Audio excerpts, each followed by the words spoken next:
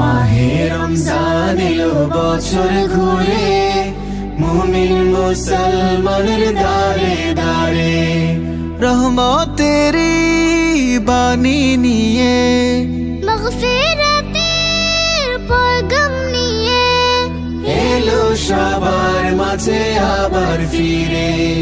মাহে রমজান এলো বছর ঘুরে, মুমিন মুসলমানের দারে দারে মাহে রমজান এলো বছর ঘুরে, মুমিন মুসলমানের দারে দারে।